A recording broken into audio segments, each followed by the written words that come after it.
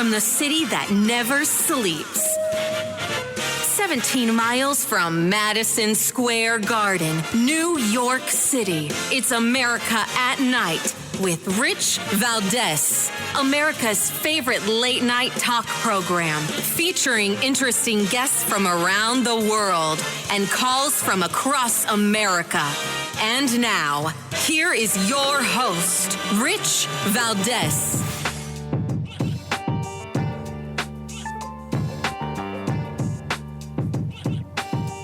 Hi there, good evening, and what's up, America? I am Rich Valdez, Valdez with an S, at Rich Valdez on all of the social media.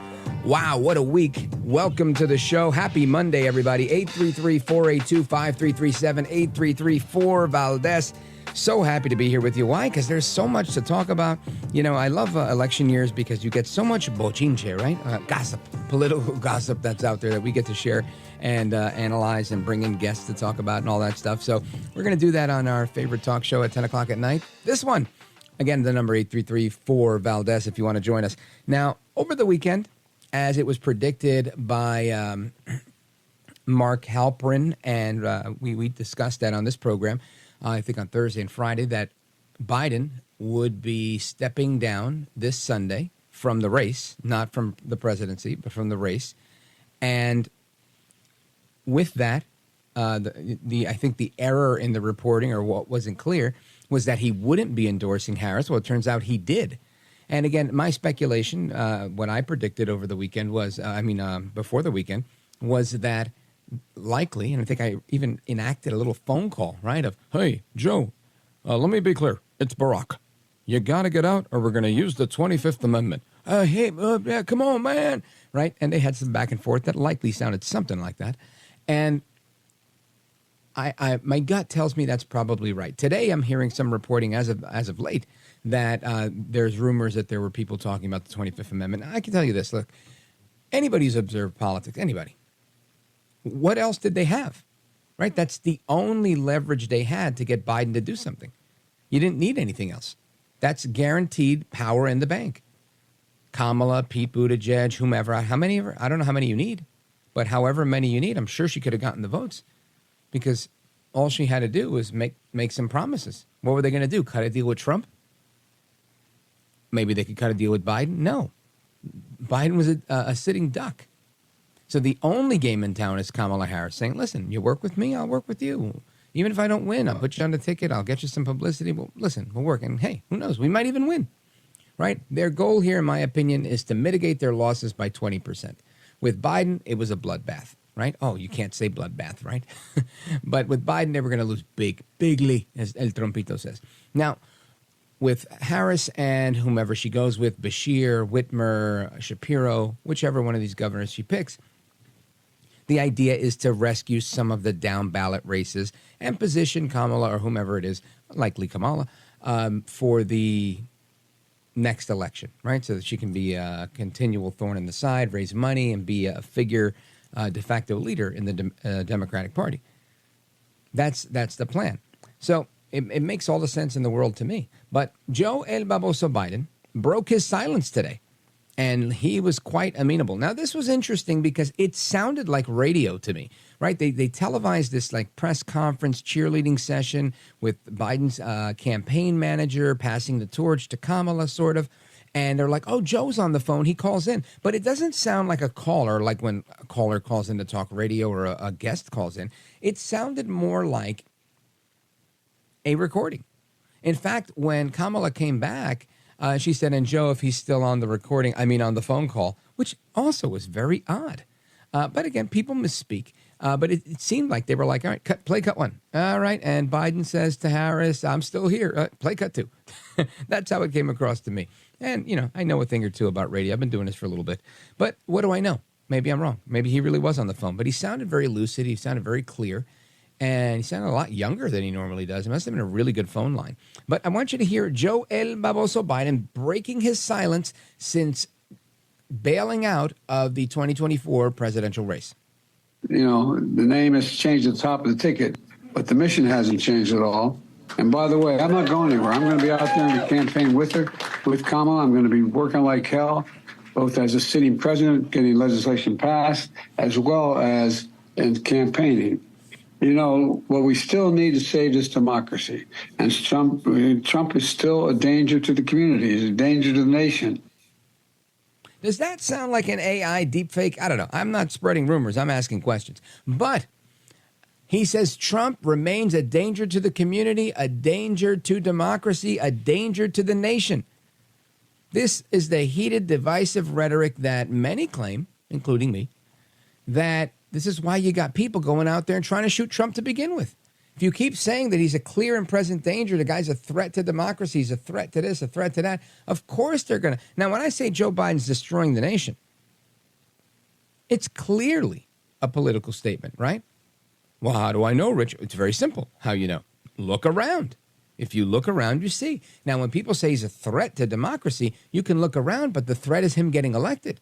Right? They're saying he's going to lock people up. He's going to lock up AOC. He's going to do this, political retribution. You know, everything they did to him, they're saying he's going to do to them. Aha, taste the soup. It's not the same. It's not the same at all. So, of course, Kamala Harris, after she does her little faux pas, saying, Joe's still on the recording. I mean, on the phone call, right? She goes in to also take a swipe at Trump, saying she knows the type. He's like a swindler and a predator and a liar and a cheat. Listen to this. As many of you know, before I was elected as vice president, before I was elected as United States Senator, I was the elected Attorney General, as I've mentioned, of California. And before that, I was a courtroom prosecutor. In those roles, I took on perpetrators of all kinds.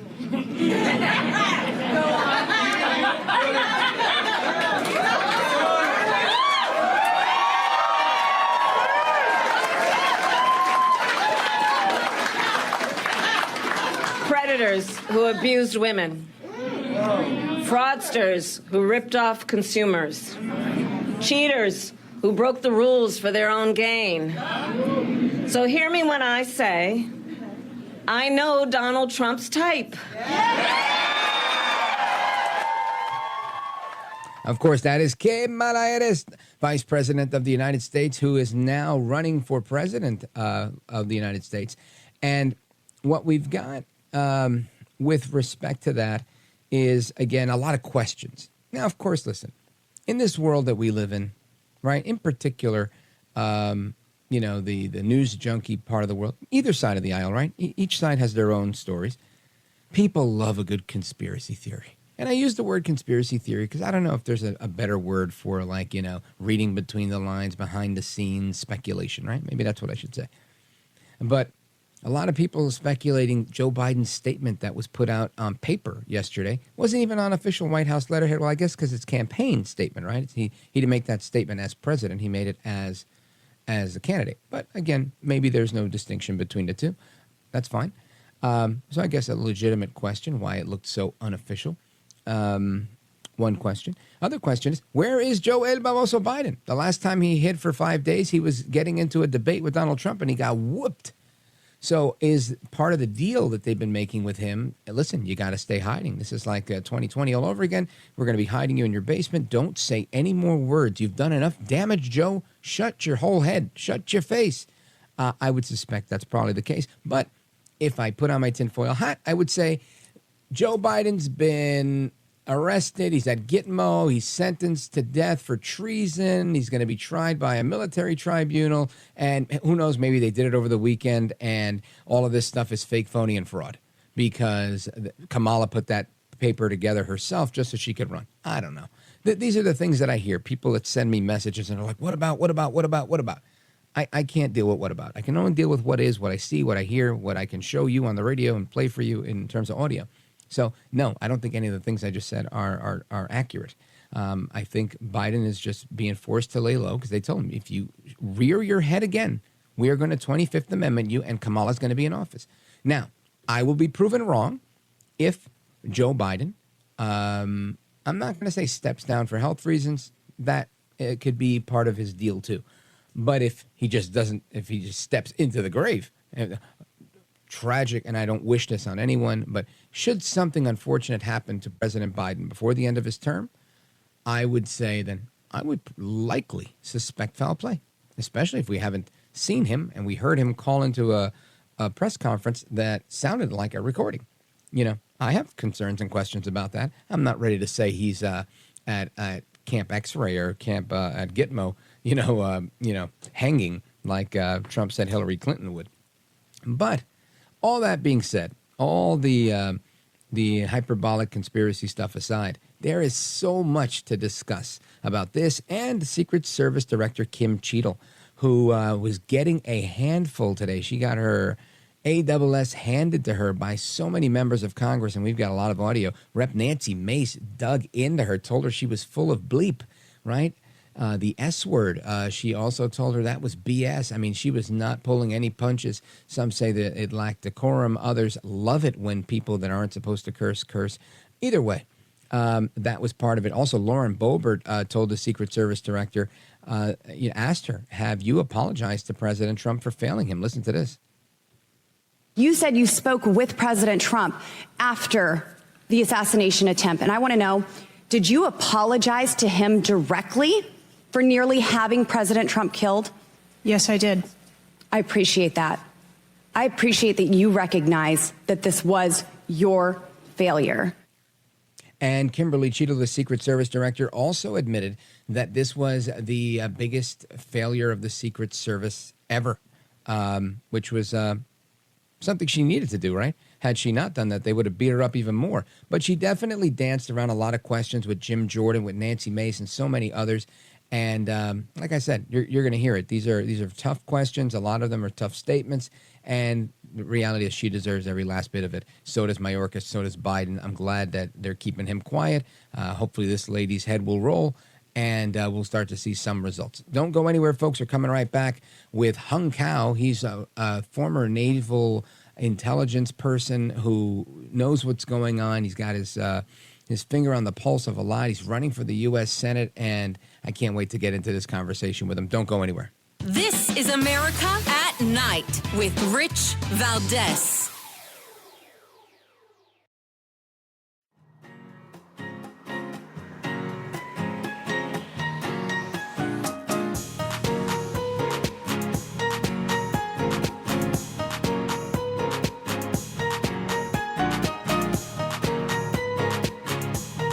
The best guests, the best opinions.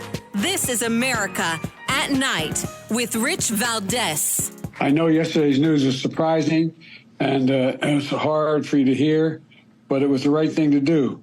I know it's hard because you poured your heart and soul into me to help us win this thing, help me get this nomination, help me win the nomination, and then go on to win the presidency. But you're an amazing team. But we've got a great. I think we made the right decision.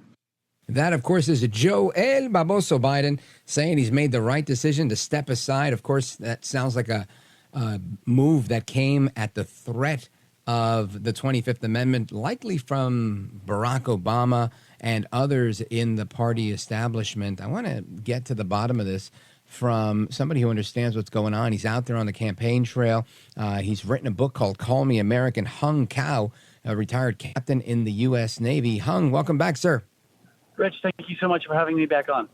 My pleasure, brother. Lots to discuss tonight. We've got Kamala Harris speaking, Joe Biden breaking his silence, Kimberly Cheadle getting shredded on Capitol Hill, and of course, I want to get your reaction to the new vice presidential nominee for the Republican Party, J.D. Vance. But let's start with President Biden breaking his silence. Did you find anything odd? Did it seem like business as usual? What's your reaction to him stepping out of the race? Well, first of all, he did it, on a Sunday. Instead of addressing people, it just was a tweet to everybody, and it was a digital signature. So I'm like, okay, well, and then he said in there, we made the right decision. Like, who's we? What do you got, a mouse in your pocket? Like, let's get to brass tacks here. Who made you? What's this we thing? Like, you all of a sudden on a Sunday you decide to put this a tweet out like, hey, by the way, I'm out. So that doesn't work for me.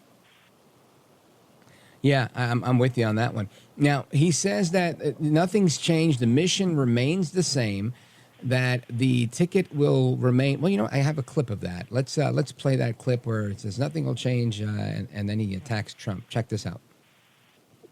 The name has changed at the top of the ticket, but the mission hasn't changed at all.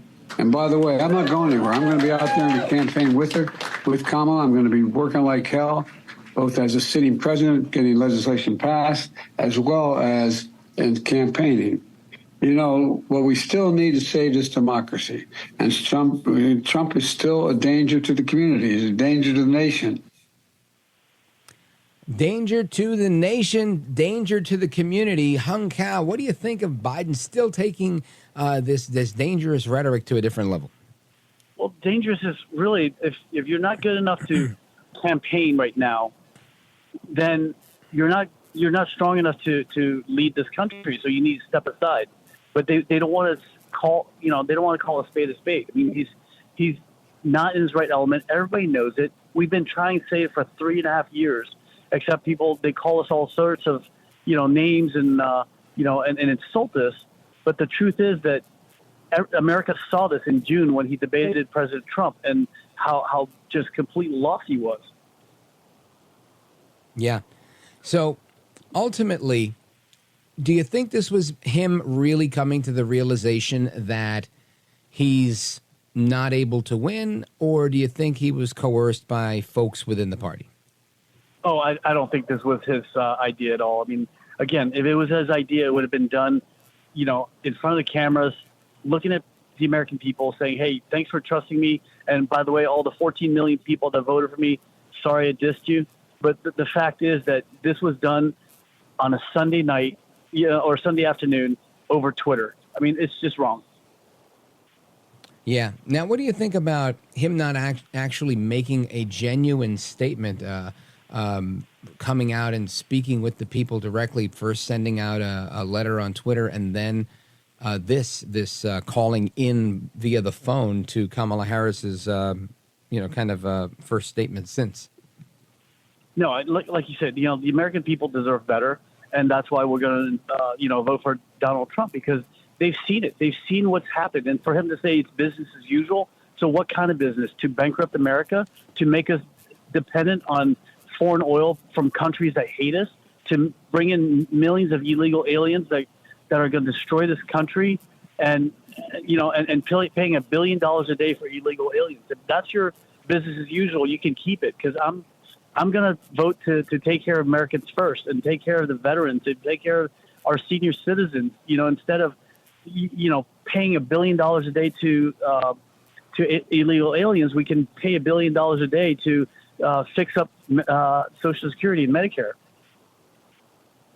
Yeah, and obviously nobody's talking about real issues. Everybody here, the biggest issue that Kamala and Joe are talking about is that Donald Trump is a threat to democracy, a threat to the community, a threat to the nation, which I think is pretty dangerous rhetoric. Hung Cao, I also want to get your take on Kamala's statements, as well as, some of the rest of the stuff that's going on domestically. Folks, I want to remind you, our guest is Hung Cao. He's a retired captain, United States Navy, candidate for the U.S. Senate in Virginia. He's on the campaign trail, and he was just at a rally with Vice President candidate nominee J.D. Vance. We're going to get to that as well straight ahead.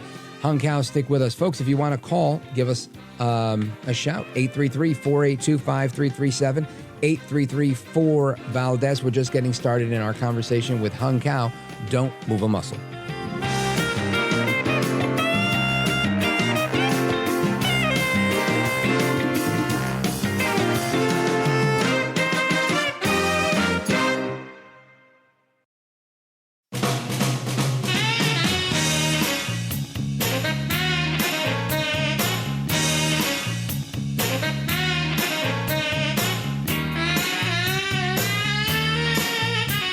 Well, thank you, Rich, and thank you for everything. I know you very well, and I listen, but I have a lot of people that listen, and they love your show, and I appreciate it very much. America at Night with Rich Valdez. Director Cheadle, respectfully, what you had just laid out about 60 days. We are currently in the midst of an especially concentrated presidential campaign in the moment. That is also paired with, of course, elections happening across the country. They're happening in about 100 days. So the notion of a report coming out in 60 days when the threat environment is so high in the United States, irrespective of party, is not acceptable. And I think it's very important to understand that. This is not theater. This is not about jockeying. This is about the safety of some of the most highly targeted and valued targets internationally and domestically in the United States of America. So the idea that a report will be finalized in 60 days, let alone prior to any actionable decisions that would be made, is simply not acceptable. That is AOC all-out crazy Alexandria Ocasio-Cortez. You've heard her. She said this is unacceptable. On Friday, she said that not everybody in the Democrat Party is on board with pushing Biden out of the race and ponying up behind Kamala Harris. So it seems like there is dysfunction in paradise with the Democrats. Our guest is Hung Cao, retired captain with the United States Navy. He's a candidate for the United States Senate in Virginia. Hung Cao, what do you make of this hearing today on Capitol Hill? Well, first of all, I've worked many years with Secret Service. You know, as a Navy Special Operations Officer, the Secret Service is so small, they have to pull into us as bomb techs to help them out. And so I've worked with the rank and file. It's just the same with the FBI. I've spent many years on FBI Terrorism Task Force. And, you know, the rank and file are great. It's the leadership at the top that is, I believe, has been compromised. And that's why we need to get rid of all these, the leaders here that are tainted, like Cheadle is the first one to go, and get to the root of the problem, because she's the one that denied extra protection to President Trump. What do you think the reasoning is for that? I know my suspicion is that it was political. It was kind of like, screw you, you're not getting it. Or do you think that, based on your expertise working with them for many years, that they really were stretched thin because it's such a small universe? It is stretched very thin. I mean, besides what they do, their main job is to investigate counterfeit. I mean, that's why they were put in action. It was a bill signed by President Abraham Lincoln the day he died to put the U.S. Secret Service into action. And that's why, by tradition, they protected presidents, as a secondary job. But, yes, their main job is to investigate counterfeit. Wow. So, it sounds that's a good piece of history I wasn't really aware of. But it sounds like they've been dealing with a bureaucratic nightmare since the 1800s when Lincoln was assassinated, because they still haven't really gotten it right. I mean, we could say they've gotten it right in that, other than Lincoln and Kennedy and the others, these attempts, they've done okay. But what we saw 2 weeks ago was not okay, or I should say last week. And this, to me, opens the door to say, is this massive reform? Is it a budgetary thing? Why don't they have the resources they need to keep people safe? Well, it's a hard job, right? But then you look at this whole defund the police and all that stuff. Law enforcement is law enforcement. That's the thing. We keep, the left keeps screaming, defund the police. I mean, even Kamala Harris was part of the whole movement, defund the police and decriminalize things. So it's like, they didn't mean to do it. I mean, she also stood up GoFundMe sites so that she can pay for all the BLM protesters. A crime is a crime is a crime, and we need to, back the police when they arrest people, and not to say, I don't think this crime fits the thing. That's up to the judge to decide, not for really the Congress to say, no, this works, but the other thing doesn't work. That's the law of the land, and that's what we need to do.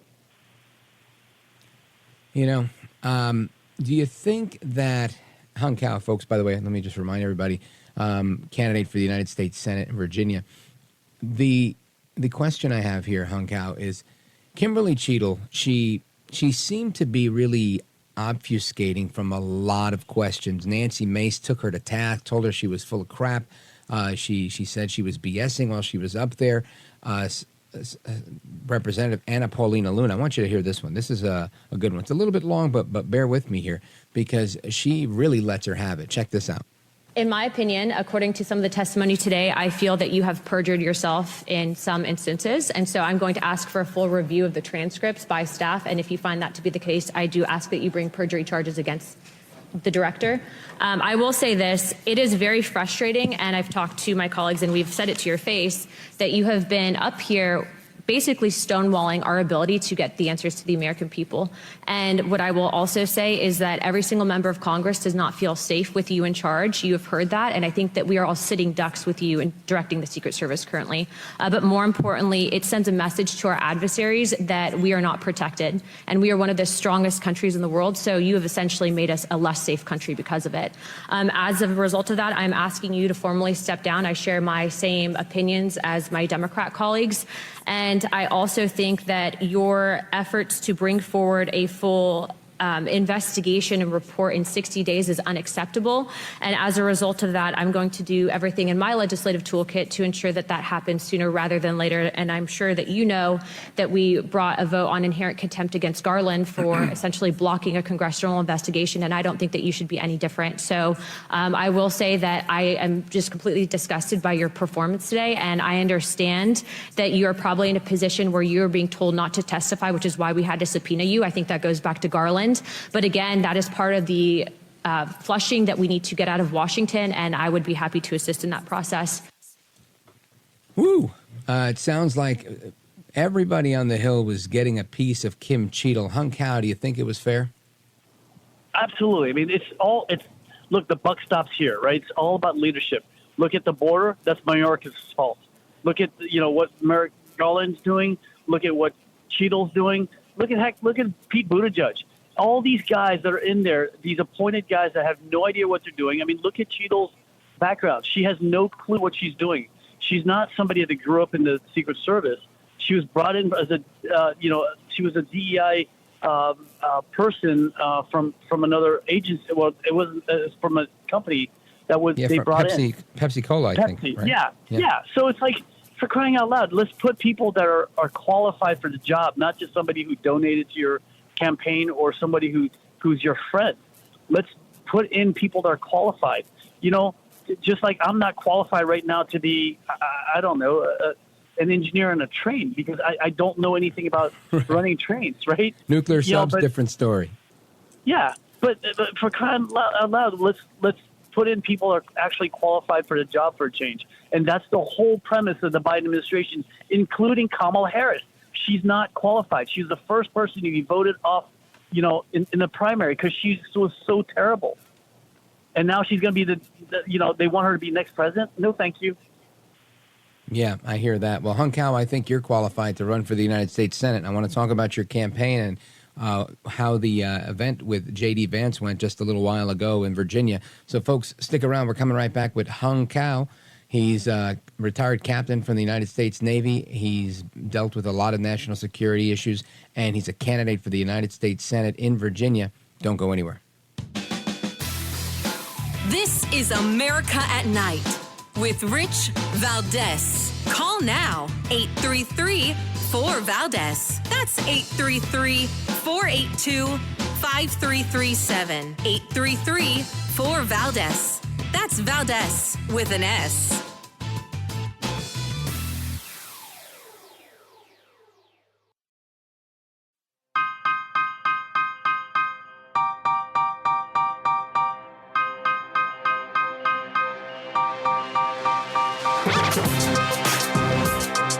Mr. Call Screener, who is a budding radio star, by the way. Richie Valdez is terrific. This is America at Night with Rich Valdez. We believe that we want to make more of our own stuff, and we believe that we want to have secure elections, and we believe we want to have schools that don't indoctrinate our children. That's not racist, ladies and gentlemen. It is common American Middletown sense, and I'm proud to be from this town and to take the wisdom from it. So that is J.D. Vance a little while ago in Virginia at a rally that he conducted. Hung Cao is actually out on the campaign trail with J.D. Vance. Hung Cao, what'd your day look like today? Well, we drove to Radford, and I spoke at the rally before vice presidential candidate J.D. Vance was up there. I mean, I said, look, you got a refugee and a hillbilly. I mean, it's like a match made in heaven. Tell us about the issues that you were pressing upon the folks at the Radford rally. Obviously, this is in your neck of the woods in Virginia. J.D. Vance is in your neck of the woods. What did you talk about? Well, we talked about, first of all, not sending our sons and daughters into combat for endless wars. I mean, I brought my son there who's at the Naval Academy right now. He's on leave, so I brought him there, and I said, look, I'm here to make sure we don't send our sons and daughters into needless wars, and if we do, we need to make sure that we unbind their hands so they can fight the war and go home. And then we don't want to pay millions of dollars to buy foreign oil from countries that hate us while we demonize clean American coal. I mean, this was coal country, and they've basically destroyed this whole southwestern part of Virginia because of their demonization of coal. And coal does, first of all, for energy is important, but also if you want steel, you need coal because nothing burns as hot at the same BTU level as coal in order to forge steel, and that's what we need. Now, obviously, energy is one of the big issues that are facing Virginians and Americans across the board. What else is top of mind when you're out there on the trail talking to people? What are people telling you matters to them? First of all, it's the economy, but the economy is completely tied to energy independence. The cheaper the energy, that makes it easier for farmers to farm their land, for truckers to bring foods to the stores. It's a basically symbiotic relationship. Now, the other thing they're worried about is the illegal immigration. And, I'm speaking from the viewpoint of an immigrant. I came here as a refugee from Vietnam, and I love this country so much, I wrote a blank check up to and including my life to defend this republic.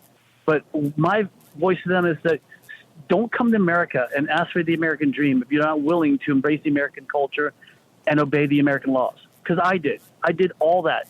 And my family waited in line patiently for 7 years to get our citizenship.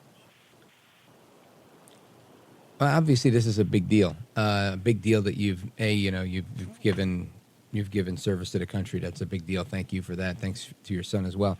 But it's also a big deal that you're weighing in on this stuff and that you have that experience. And in doing so, I know that you've called for a constitutional amendment to end broad immunity for presidents and term limits and an ethics code for SCOTUS justices. Tell me a little bit about that. Well, first of all, we need, term limits because this was never supposed to be a career for people. Like, look at Joe Biden. He's been in office for 50 years and he's still horrible, right? You should be doing this thing and going back to where you came from and really reap the repercussions or the benefits of what you voted for. That's the way this system is supposed to work. No one was meant to be in there for 50 years or their whole life. So let's go ahead and come up with an amendment that limits their, basically 2 terms for a senator at the most. And then let's decide for Congress, maybe 4 terms. That brings us to 8 years. And then go home. Don't go away mad, just go home. And guys like Tim Kaine has been jumping from job to job to job. This is the guy I'm running against. That's Hillary Clinton's running mate. Mm-hmm. And he's the same person that got us into this mess is now saying, oh, I can get you out. Give me 6 more years and I'll get you out of this mess. I don't buy that. Yeah, that's usually that's what Biden was trying to sell the American people, and not even the Democrats bought it. Hung Cao, I want you to tell everybody how they can support the campaign, learn more about the work that you're doing, and keep in touch with you. Please go to hungforva.com. That's HUNGFORVA.com. I've told you this before. You can't vote for me, but I can vote for you because my vote in the United States Senate will help all Americans. We will put Americans first and take care of this country and make us energy independent and not depend on other countries. And I'm telling you right now that this is a fight we can win in Virginia. President Trump has proven that. He's won almost every poll now since June, and that's why they had to pull Joe Biden out. Yep. Hung Cao, retired captain, United States Navy. He's the author of a book called Call Me American. Check out his website, hungforva.com. Hung Cao, you are a gentleman, a scholar, and a patriot. Good luck to you, sir. Godspeed. Thank you, Rich. You bet. All right, amigos, we continue with your calls and plenty more to discuss about Joe El Baboso Biden and the breaking of his silence. Kamala Harris weighing in on what she thinks of Trump, taking an attack, a swipe at Trump. And, of course, we've got Elon Musk taking a crack at her as well, posting a video that is pretty funny about her saying she's a she, her, and she's wearing a suit. And it's funny. Maybe we'll play it on the way back. Don't go anywhere. I'm Rich Valdez. This is America at Night with Rich Valdez. Call now, 833-4-VALDEZ. That's 833-482-5337. 833-4-VALDEZ. That's Valdez with an S.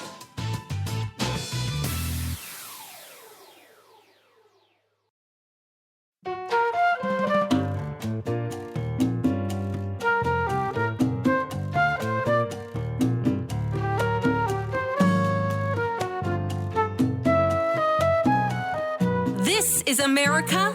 This is Night. This is Rich Valdez. All right, America, welcome back. The phone number is 833-4-VALDEZ. And before Elon Musk trolled Kamala Harris, the vice president, I was trolling her with a little salsa song called Kamala Harris, my nickname for her. Check this out. Kamala Harris, Kamala Harris, Kamala.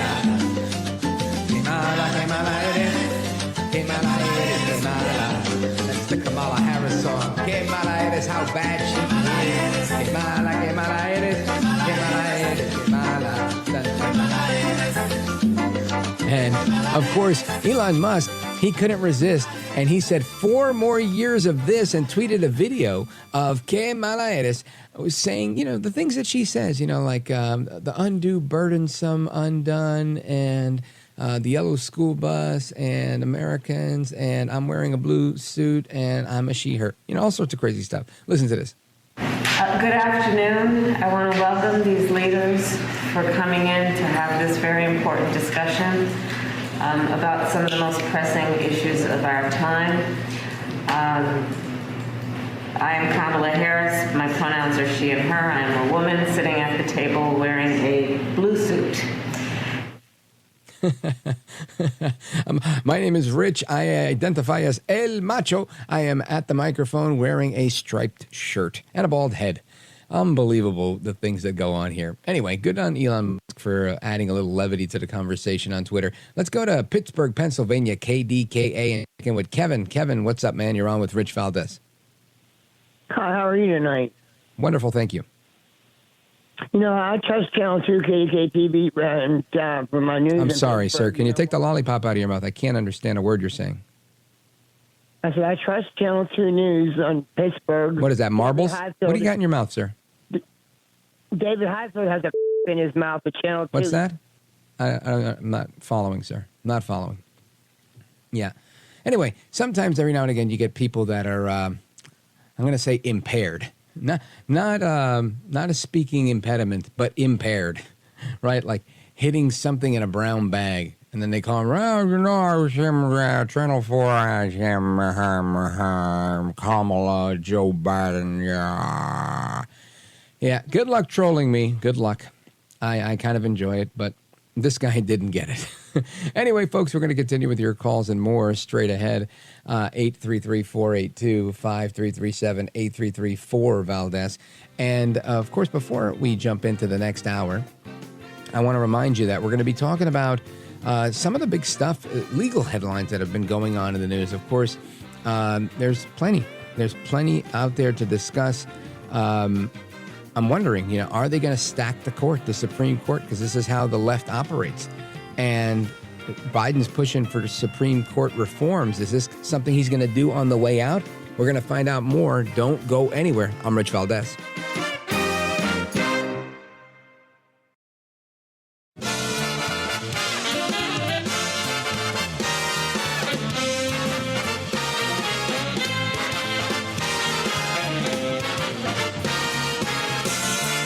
Live from the city that never sleeps.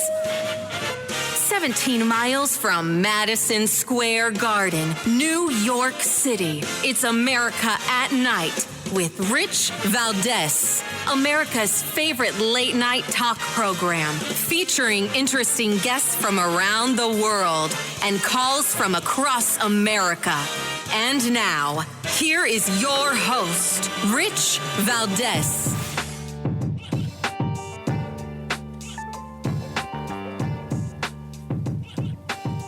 Hi there, good evening, and what's up, America? I am Rich Valdez, Valdez with an S, at Rich Valdez on all of the social media. And this is hour number 2 of our program. Welcome. If you want to join us on our late night national town hall conversation, give us a call, 833-482-5337, 833-4-Valdez. And I want to, of course, give you a couple of quick headlines. Of course, the Secret Service director was shredded honestly, by both sides of the aisle on Capitol Hill today. Nancy Mace told Secret Service Director Kim Cheadle that she is full of it, and she didn't pull any punches in doing that. Harris was rallying in Delaware. That's Vice President Kamala Harris, who I like to call Kamala Harris. And you've got Democrats and Republicans in the House saying that the Secret Service Director must resign. So this is interesting. Pelosi has endorsed Kamala for president, and Kamala Harris, has secured more than half the delegates to win the DNC presidential nomination, which comes as no surprise. But there's more. And part of more is, of course, Joe Biden breaking his silence today, thanking supporters, throwing his support behind Kamala Harris on a very obscure kind of phone call. Listen to this. I know how hard you've worked, how many sacrifices you made, and so many of you uprooted your lives for me, and the kind of commitment few people make for anything these days, but you made it.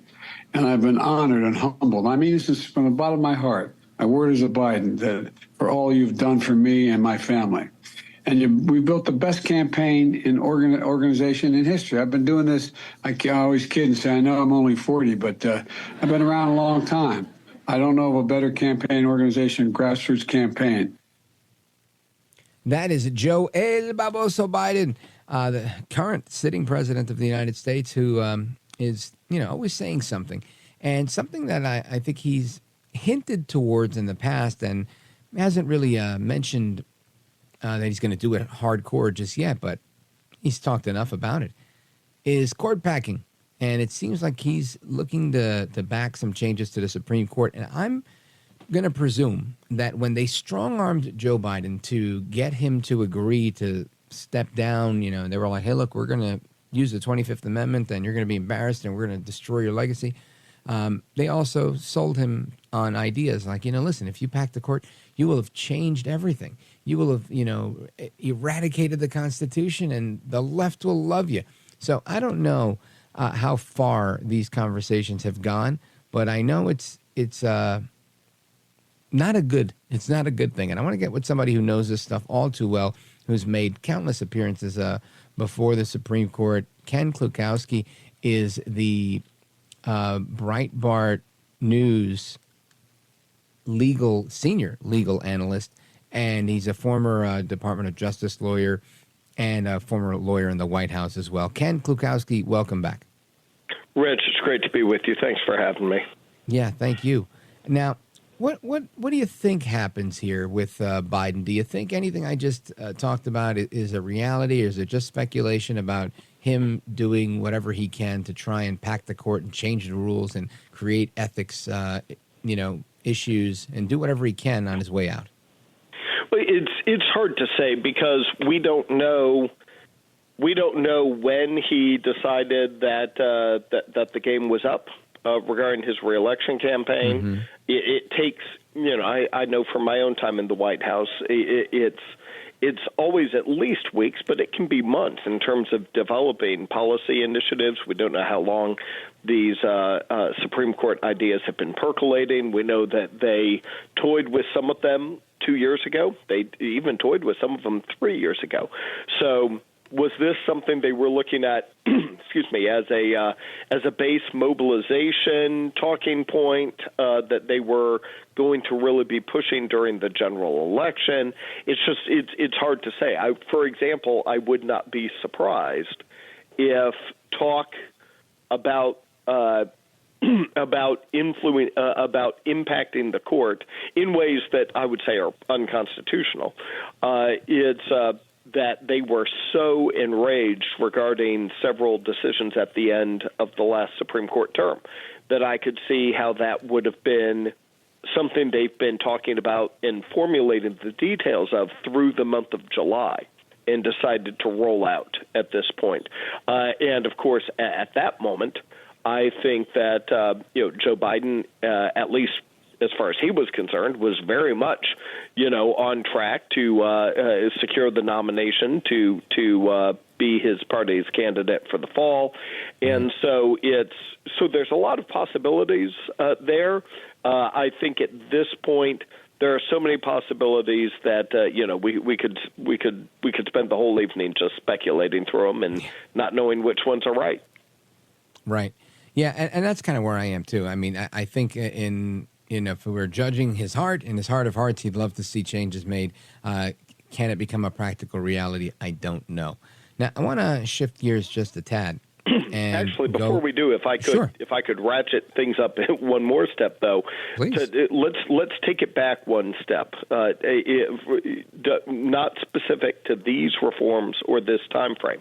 More generically speaking, I believe that the current militant left is attempting to destroy the Supreme Court as we know it because it's the one branch of the government that they do not effectively control right now. For decades, the Supreme Court was a bastion of liberalism. For some years, over the past 70 years, there have been pockets of 5 or 10 years at a time when the court would be very liberal, and it was the engine for all sorts of change that the left could not get through at the ballot box. Now, all of a sudden, we have the most conservative Supreme Court that we've had really since the 1930s, for 90 years.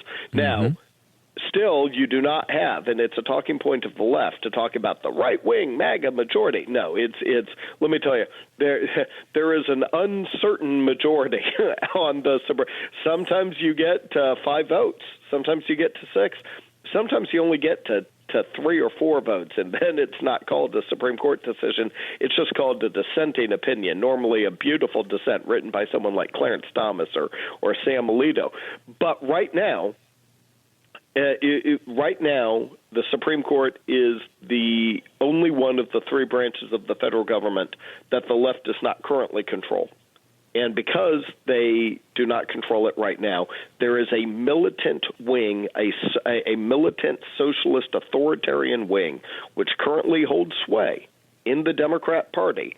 And among that subset of the party, if they can't control the court, then they want to destroy it as it exists as an independent institution. And before we pivot to whatever you have next, let me just raise a warning flag on that. Of course. To say that it's, freedom exists in many different types around the world. Like I remember when I worked on the 2010 Supreme Court case, McDonald v. Chicago, where we were coming right off the big 2008 victory in D.C. versus Heller that recognized the Second Amendment right to keep and bear arms as an individual right held by law-abiding private citizens. That was 2008. And in 2010, there was the question of, well, does that right against the federal government also apply through the Constitution's 14th Amendment to also be a right you have against state and local government? And so the test that the Supreme Court was looking at is, based on decades of precedent, is this right a fundamental right? Meaning, is it deeply rooted is it implicit in the concept of ordered liberty? And the question that some people had was, what about Japan? Because everyone recognizes Japan as a modern nation and as a free nation. But in Japan, for ordinary citizens, gun ownership is forbidden. And so the issue is, well, how can the Second Amendment be implicit in the concept of ordered liberty if we see wonderful free countries like Japan where people don't have a right to own guns? And so the Supreme Court cleaned up its jurisprudence and said, well, liberty can come in different forms. For us, fundamental rights are those that are deeply rooted in American history and tradition, such that we say it is essential to an Anglo-American scheme of ordered liberty. And I'm saying all that to say that even things you and I refer to as fundamental rights, some of those are rights that are not recognized in every other free society around the globe. Mm-hmm. But there is one thing that we will find in every free country, and a country without this is not a free country, and that is an independent court system. A court system that is not controlled by the politicians, a court system that can uphold your rights even when the executive is against you and the lawmakers are against you. And that is why Supreme Court justices and all federal judges, it's why the Constitution gives them lifetime appointments. It's why they serve for life, is so that they can tell the politicians to go pound sand, that they're just going to follow the law the way it's written, and they don't care what the poll numbers say. So when you have a group of politicians holding sway, holding political power, who say that they are going to transform the Supreme Court to take away its independence, that becomes a fundamental threat to the liberty of every American, regardless of where you are on the political or cultural spectrum. Outstanding. Very well put, Ken Klukowski. And Ken, I want to also get your take on now that you're talking about the Second Amendment, on these laws that are banning illegal aliens from carrying guns and how that may violate the Second Amendment and the back and forth on that, according to one of the judges appointed during the Obama years.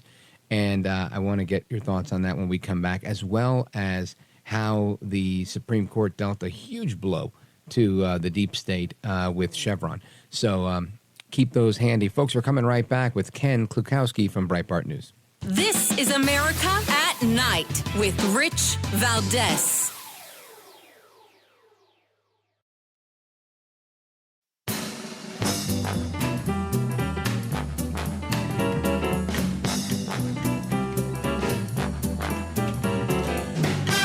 Rich Valdez, who again will do a fine job, and I know you'll enjoy listening to him. This is America at Night with Rich Valdez. All right, amigos, welcome back. And will the left wing of the Democrat Party take out the Supreme Court? Obviously, that's one of their goals, and they're always after the Second Amendment. They're always trying to figure out a way to finagle and skirt the spirit of the law. But I want to get into that with Ken Klukowski. He's a senior counsel at Sher Jaffe, and he's been doing this for a long time. He worked at the U.S. Department of Justice. He worked in the White House. He was also a lawyer on the presidential transition team for President Trump. And he's the senior legal analyst at Breitbart News. Ken Klukowski, I want to pick up where we left off, sort of, with these laws that are banning illegal aliens from carrying guns. And according to this judge from the Obama years, says that this is a violation of the Second Amendment. And what are your thoughts on that? Yeah, this judge from the Northern District of Texas, there's a federal law, 18 U.S.C. Section 922G5, and that's a law that says that one of the, just like G1 says convicted felons can't have firearms, so too G5 says if you're an illegal alien, you can't have a firearm.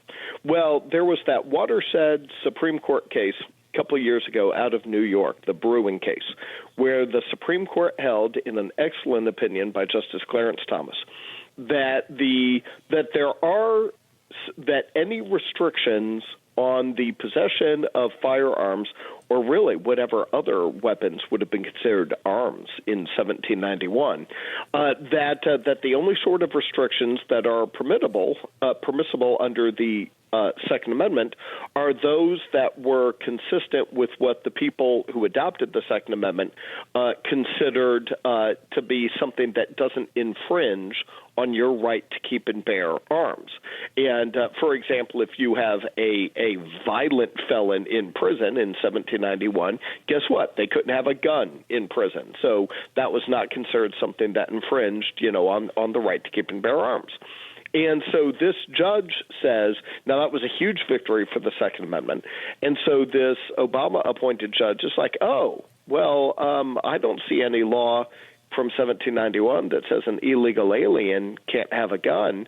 So I guess that means they have a constitutional right to have guns. And she struck down 922G5. And so it's up now before the U.S. Court of Appeals for the Seventh Circuit. The case is U.S. versus Carbajal Flores. And what the court there is going to have to examine is whether or not this is consistent with the Second Amendment. Now, I will emphatically say, yes, it is. We'll see exactly what sort of legal analysis gets there. But I am fully confident, without having done the research, no one's hired me to do it yet. If at all, it's note everyone, we still have a few weeks to do briefs, so I can squeeze in a brief if if there's a group that needs a good lawyer on this. I am confident that there were laws in 1791. Like for fugitives of justice, that if you apprehended someone running from the law and they had a gun, you could take that gun away from them, or a knife, or whatever else. That those who are engaging in fraud, that the contract laws against fraud there, that would be the equivalent of modern laws against identity theft and misrepresenting yourself. All of these are illegal acts.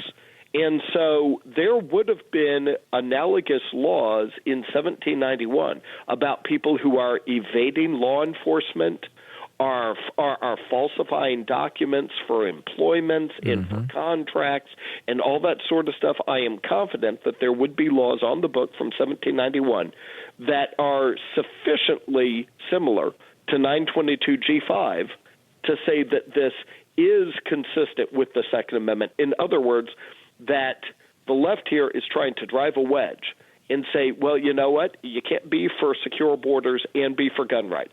You got to choose, and they're trying to drive a wedge between conservatives to get Second Amendment supporters against those who call for secure borders and stopping illegal immigration. The reality is the Constitution, I'm confident, harmonizes both of those on the same side. Outstanding. Yeah, it makes a lot of sense, and I hope that they take you up on your offer. Now, I'm going to make you an offer. Ken Klukowski, I want to get your take on Chevron, but with the amount of time we have left, we won't be able to. You don't have to feel pressured to say yes, but would you be able to give us a few more minutes of your time? I think we could do one more quick segment. Outstanding. You're a gentleman and a scholar. Folks, we're going to come back with Ken Klukowski to talk about this big blow to the deep state that was issued in the Chevron case. And I'm looking forward to that. I also want to give you the phone number to call the show, 833-482-5337, 833-4-VALDEZ. And after our segment with Ken, we're going to also discuss what's going on with the culture wars on college campuses. Haven't heard about that in a little bit. There's a professor that's claiming that the Trump shooting was staged. Unbelievable, the things you hear. And they're saying that's a tactic to win votes from idiots. So we're going to get into that and more a little bit after we wrap up with Ken. Folks, don't go anywhere. We're coming back with Ken Klukowski. He's the senior legal analyst at Breitbart News. Don't go anywhere. I'm Rich Valdez.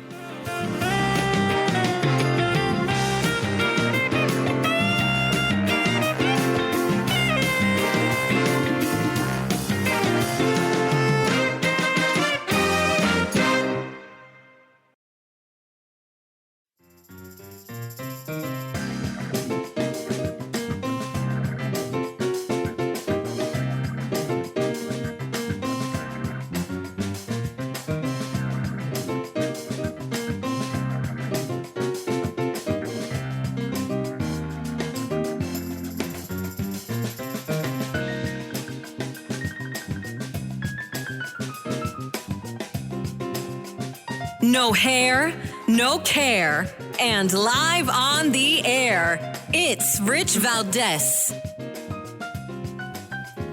All right, America, take two. All right, America, welcome back. I just wanted to take a moment to thank our guest, Ken Klukowski, for sticking around with us, and also a word of congratulations because his firm, Shar Jaffe, was involved in one of the amicus briefs that were filed with Judge Eileen Cannon, which ultimately got the Trump classified documents case dismissed. And she cited the brief that they filed. So congrats on that, Ken. Well, thank you, sir. I appreciate that. Now, in addition to, getting Trump off of the classified documents case and all the other great stuff you're doing, I want you to help everybody that's listening understand the importance and the blow that was dealt to the deep state in the Chevron case. Well, this is huge. One of the great cases, one of the good ones from the end of this most recent term.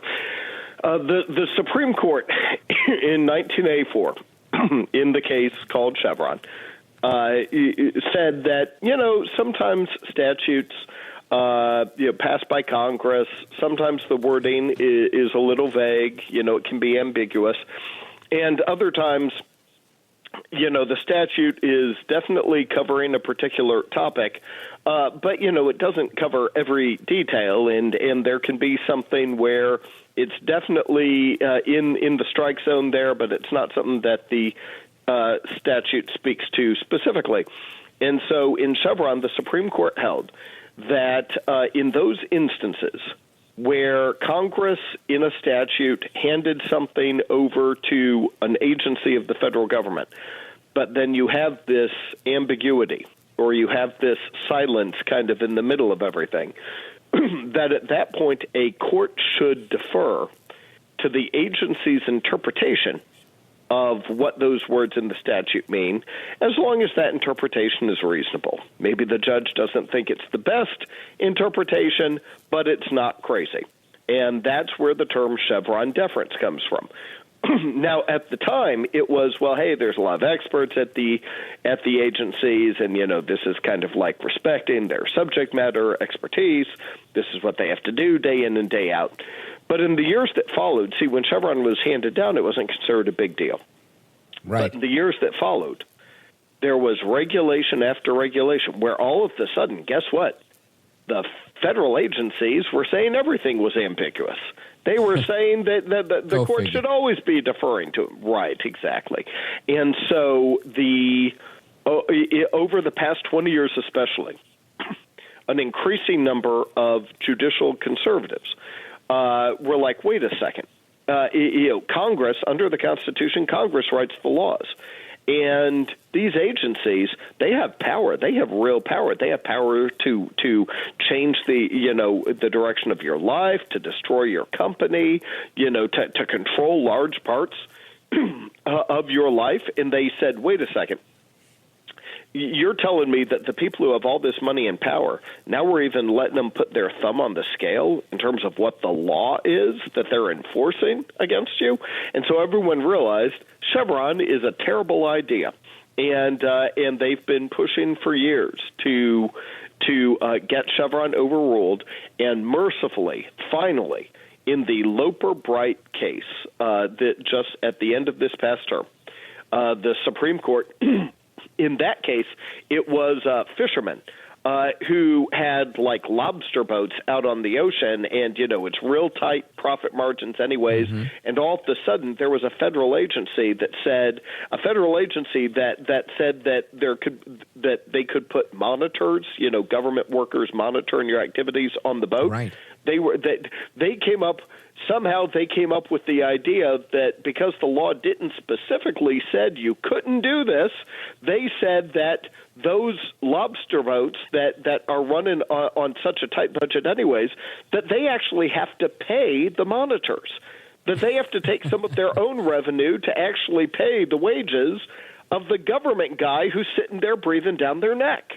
And everyone's like, wait a second, where does the statute say it? And they're like, well, Where does the statute not say it? So the statute's kind of ambiguous on that. And so under Chevron, you should just interpret to you should defer to our interpretation that you have to pay our wages to regulate you. You have to pay us to regulate your boat. And so finally, the Supreme Court said enough is enough. We're going to review this case. And it was argued by Paul Clement, this brilliant Supreme Court lawyer, had like over 100 cases. He's one of the all-time greats. And the Supreme Court finally said, no, this is antithetical to our whole constitutional framework. The executive branch just enforces the law.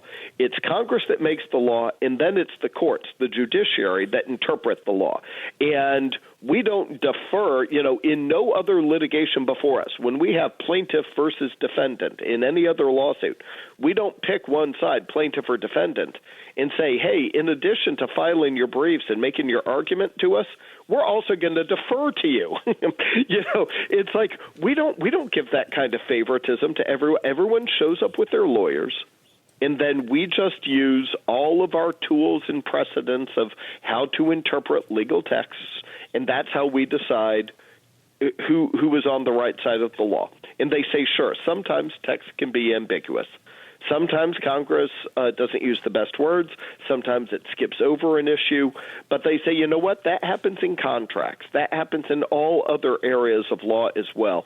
So sometimes it's harder for a judge to do their job of figuring out what the law means, when you have these gaps or these vague words. But still, there's a whole toolbox developed by over 200 years of rules of legal interpretation, and they say, it's our job to just do the hard work and get it right. The one thing we don't do is say, hey, Mr. Government Bureaucrat, what do you think this law means? And then we'll just defer to you as you're enforcing it against these fishermen or these lobster boats or whatever. Just imagine, Ken Klukowski, you get pulled over by the cops and you're already paying taxes, property taxes, all sorts of taxes. And then on top of it, they say, look, we're going to give you a fine, but even if we don't find you guilty, you're going to have to pay for the traffic stop because a portion of your income is going to go towards traffic stops, in addition to your taxes. I mean, that's just bizarre and insane. That would be this case. And that would be this case where I'm like, wait a second, where does the law say you can make me pay for, this time? And the cop smiles and says back, well, where does it say I can't do that? I think it's ambiguous, and so you should just defer to us. Now, of course, we all back the blue here. We love law enforcement. Sure. So it's probably not the best example because we all support the cops here. But but yes, if you want to take any other, most other types of government workers, that's the dynamic we're talking about here, and we can all be grateful that the Supreme Court got this right. Amen to that.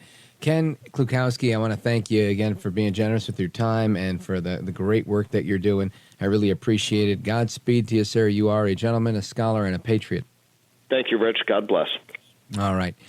God bless you, too. And, folks, we're going to come right back and talk about these culture wars that continue on college campuses with one professor saying that the Trump shooting was staged. Unbelievable. Don't go anywhere. This is America at Night with Rich Valdez.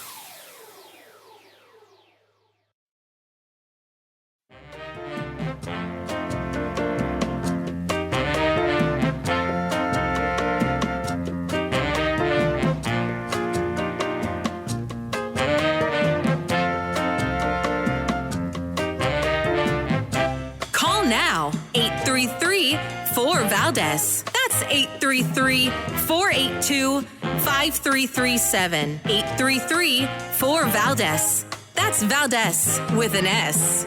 When Biden says, we have to stop MAGA, we will stop MAGA, I said, he doesn't know what MAGA stands for. It stands for Make America Great Again. How can you be against that? How can you be against that? And the other side's going around trying to make me sound extreme, like I'm an extremist. I'm not. I'm a person with great common sense. I'm not an extremist at all. But what they do is misinformation and disinformation, and they keep saying, he's a threat to democracy. I'm saying, what the hell did I do for democracy? Last week I took a bullet for democracy. What did I do against democracy? Great question. What has Donald Trump done to be a threat to democracy? We've heard Joe Biden say that repeatedly, constantly saying it. Matter of fact, even repeating it on a call with Kamala Harris earlier today. The first time he's spoken since making, I don't know. We haven't heard from Biden in several days, right? Since he said he had COVID. He was in COVID. He was in isolation. He was here and there. He sent out this tweet saying he's not running for president anymore. And then he jumps on a call today, which sounded just so interesting. But I want to play that clip for you as well, because Biden says Trump is a threat to democracy. Listen to this. You know, the name has changed at the top of the ticket, but the mission hasn't changed at all. And by the way, I'm not going anywhere. I'm going to be out there in the campaign with her, with Kamala. I'm going to be working like hell, both as a sitting president, getting legislation passed, as well as in campaigning. You know, what we still need to save this democracy. And Trump is still a danger to the community. He's a danger to the nation. Danger to the community, danger to the nation. And now you've got a University of Virginia professor that's claiming that the Trump shooting was staged and a tactic to win votes from what he called idiots. This professor, his name is Sethunya Makoko. He's an assistant professor at the University of Virginia, and he put a tweet that he quoted saying that Trump's Secret Service purposefully ignored eyewitnesses who allegedly informed police of an armed man on the roof before the shooting took place. That may be true, and that's probably why Kimberly Cheadle's in the hot seat today on Capitol Hill. The quote goes on to say, ignored him because Trump and Secret Service staged theatrics to win idiots' votes. This is what Makoko wrote. I don't know. This doesn't sound very intelligent to me. This doesn't sound very professorial. But I want to get some analysis on this and some reaction to it from Emily Sturge. She is the correspondent for Campus Reform, and she's a student at the University of Florida. Emily, welcome. Thank you so much for having me. It's my pleasure. So give me your reaction to this headline that you see here, or that I just read to you from the article, that this professor says that this thing was staged to win votes from idiots. No matter how hard the Democrats pushed the idea that Trump is a threat to democracy, Trump said it best. He literally took a bullet for democracy.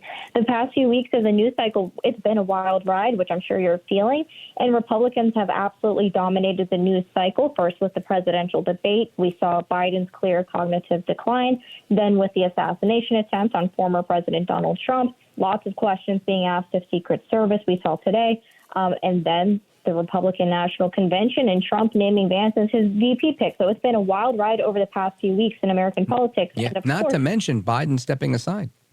Not that's a whole nother can of worms to open. Of course, the assassination attempt, it came with some crazy responses from college professors, and that's what we look at over here at Campus Reform. We are tracking outrageous responses that we've seen from far-left professors on college campuses about the assassination attempt on Donald Trump.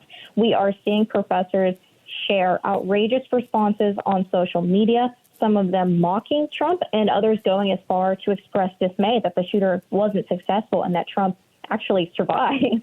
Yeah, I've seen some of that with people saying, it's a shame that he missed this, that, and the other.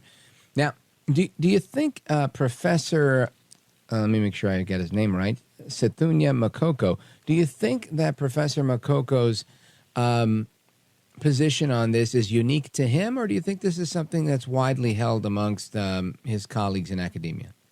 This is not an isolated incident at Campus Reform. We are reporting that this is happening nationwide. We have countless examples on our website, and I have a lot to go through tonight. First off, with that University of Virginia professor, like you said, he claimed that the Trump shooting was staged and a tactic to win votes from, as he said, idiots.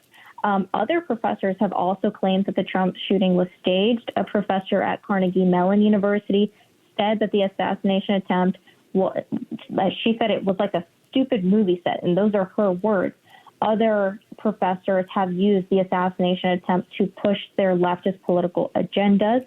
We reported that a Northeastern University professor said that the assassination attempt of former President Donald Trump, he used it in a way to say that Republicans should be reconsidering their stance on gun control measures. So this professor is using an absolutely devastating event to comment. He's exploiting a moment of crisis for political gain in order to advance his own hateful political agenda. That's not what we should be seeing from our professors. This is violent rhetoric that is divisive, it's distasteful, and it definitely doesn't belong on college campuses. Yeah, listen, and I would go, a step further and say, if you are going to have a position like this, don't make it your position per se. Just say, hey, look, some people think that this is like what I do. I'll say some people think this, some people think that. You kind of put both sides of the story out there and then have a discussion in the class. But to just basically try to, I guess, brainwash or indoctrinate the students to thinking that this is absolute fact. It's a known fact that this was staged, blah, blah, blah, yada, yada, yada. It is really just a disservice to students, and it's, in my opinion, the huge problem that we have with the left within our colleges to date. And I don't know how we fix that, but for more organizations and like Campus Reform and more correspondents like you. You're absolutely right. At the end of the day, we have to remember what the role of a professor is. A role of a professor is to prepare students for society and to prepare students for the workforce. And that's not what's happening here. Professors should be encouraging critical thinking among students instead of promoting hateful rhetoric. These professors that we're talking about, they have made personal attacks. They have hurled insults at opposing viewpoints. They are creating a hostile academic environment for students who hold different political beliefs, when really what they should be doing, educators should be creating an environment where students are encouraged to think for themselves and form their own informed opinions rather than simply embracing what the left tells them to think. Critical thinking is essential to society, it's essential to the workforce, and it's unfortunately no longer a skill that's being encouraged in college classrooms. Instead, we see professors like these that we're discussing share absolutely outrageous messages on impressionable young students who, many of them, blindly agree. Yep. I want to pause right here. Folks, we're on with Emily Sturge, Campus Reform correspondent. We're coming right back. Don't go anywhere. This is America at Night with Rich Valdez.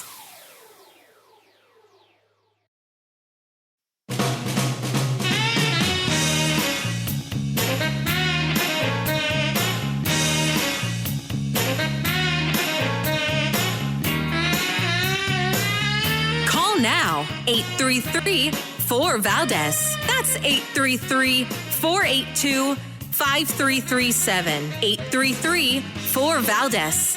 That's Valdez with an S. All right, America, welcome back.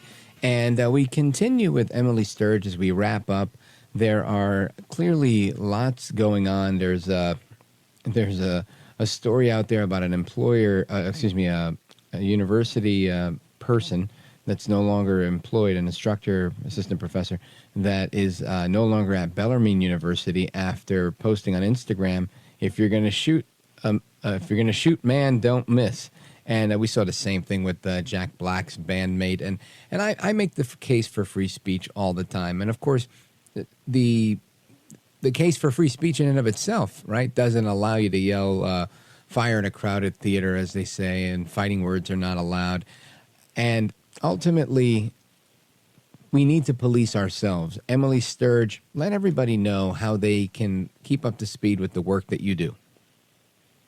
Thank you. At campusreform.org, we're tracking outrageous responses to the assassination attempt on Donald Trump on college campuses. And we have articles discussing professors and their comments made. They're calling the assassination attempt an event by Trump. We're talking about violent rhetoric. Yeah, you're cutting in and out. I'm sorry about that, but I appreciate it. Check her out at campusreform.org. Emily Sturge, Campus Reform correspondent. And folks, we're coming right back with the rest of your calls and more with Open Phone America. Don't go anywhere. I'm Rich Valdez.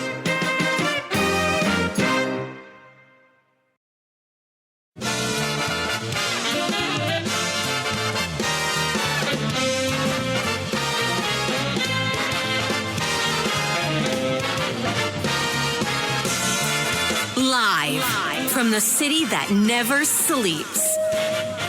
17 miles from Madison Square Garden, New York City. It's America at Night with Rich Valdez, America's favorite late-night talk program, featuring interesting guests from around the world and calls from across America.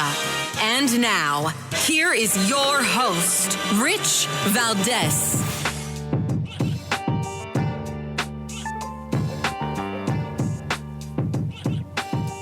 Hi there, good evening, and what's up, America? I am Rich Valdez, Valdez with an S, at Rich Valdez on all of the social media. Your liberty-loving Latino amigo, happy to be here with you this Monday night. We're live, we're national. It's hour number 3. If you want to join the conversation, 833-482-5337. 833-4-Valdez is the phone number. And, of course, the big news of the day, Joe Biden has broken his silence. He's back. And he says, he's broken his silence in so much as he's probably still in COVID isolation, but he has made some comments in a several minutes long phone call to the campaign staff, thanking his campaign staff and kind of passing the torch over to Vice President Kamala Harris, who is going to be running for president. And, of course, endorsing her, saying he's available to do whatever it is she needs. And, of course, while he's doing it, he decides to take a swipe at Trump, saying that Trump is a threat to democracy. Listen to this. You know, the name has changed at the top of the ticket, but the mission hasn't changed at all. And by the way, I'm not going anywhere. I'm going to be out there in the campaign with her, with Kamala. I'm going to be working like hell, both as a sitting president, getting legislation passed, as well as in campaigning. You know, what we still need to save this democracy. And Trump is still a danger to the community. He's a danger to the nation. Danger to the nation, danger to community, danger to democracy. I mean, Trump is the most dangerous thing ever. This guy, God forbid, you run for president and they disagree with you. Unbelievable. But it doesn't stop there. Kamala Harris, the vice president of the United States, running for president now with the endorsement of Joe El Baboso Biden and having already, I think, more than half of the delegates needed to clinch the nomination at the DNC. She also weighed in today with her first public comments since Joe Biden stepping out of the race yesterday. And here's what she had to say about Donald Trump. As many of you know, before I was elected as vice president, before I was elected as United States Senator, I was the elected Attorney General, as I've mentioned, of California. And before that, I was a courtroom prosecutor. In those roles, I took on perpetrators of all kinds.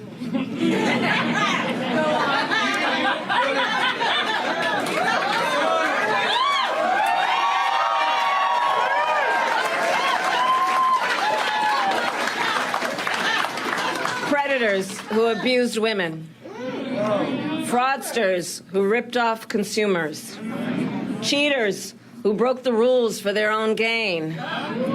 So hear me when I say, I know Donald Trump's type.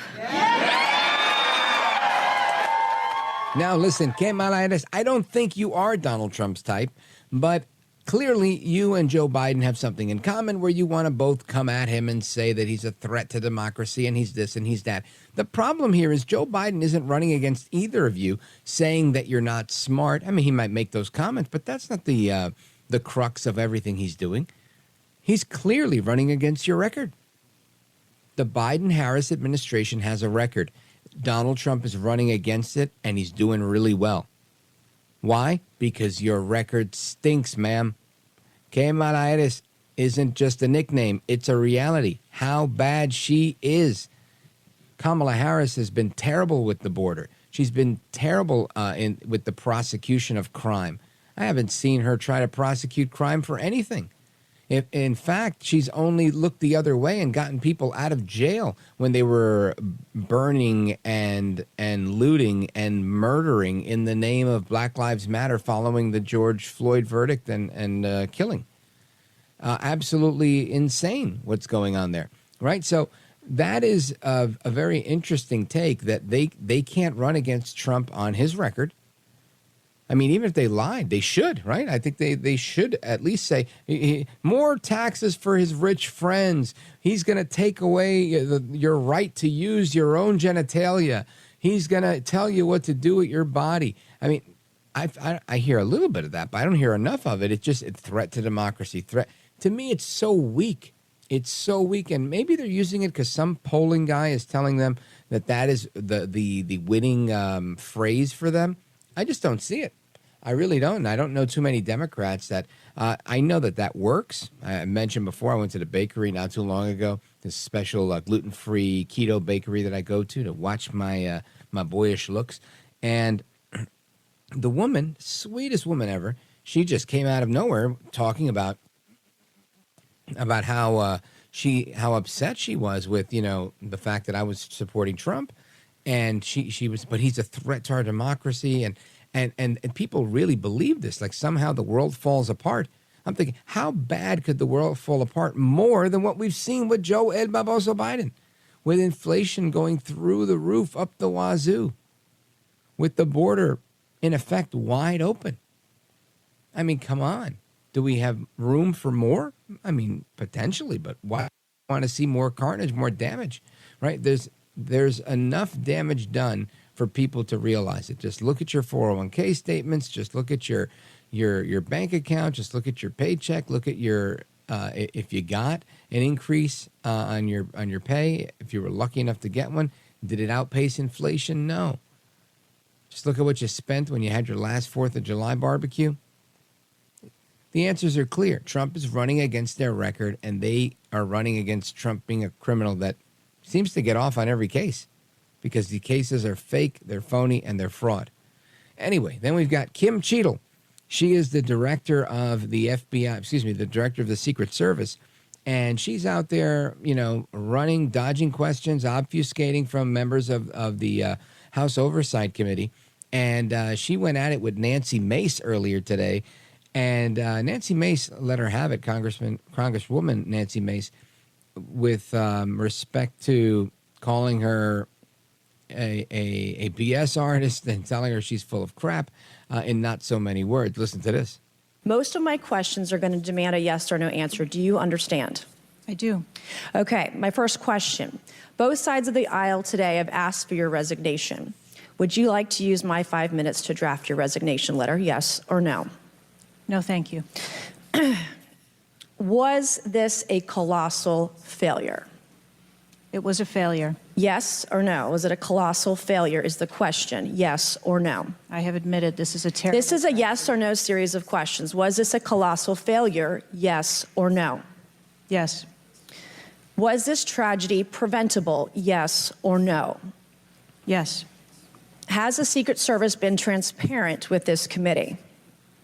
Yes. Would you say the fact that we had to issue a subpoena to get you to show up today as being transparent? Yes or no? I have always been yes or no. You didn't want to answer the question. Committee. We had to issue a subpoena to get you to show up today. That is not transparent, by the way. You stated earlier, Secret Service is not political. Is that correct? Yes. Okay. Would you say leaking your opening statement to Punchbowl News, Politico's Playbook, and Washington Post several hours before you sent it to this committee as being political? Yes or no? I have no idea how my statement got out. Well, that's bullshit. She called her right out and said, that is BS. And right after that, she tells her, and you are full of it. You're here. You're lying today. And this is the reality of what's going on Capitol Hill. They're grilling her. And we've got other clips of others grilling her. We've got Jim Jordan did an excellent job. We'll give you some of that on the way back. I want to hear from you, the American people that are listening to the show. Give us a call. 833-482-5337. The phone lines are open. We're live. We're national. Again, 833, the number 4, followed by my last name, Valdez. Don't go anywhere. This is America at Night with Rich Valdez. Call now, 833-4VALDEZ. That's 833-482-5337. 833-4VALDEZ. That's Valdez with an S.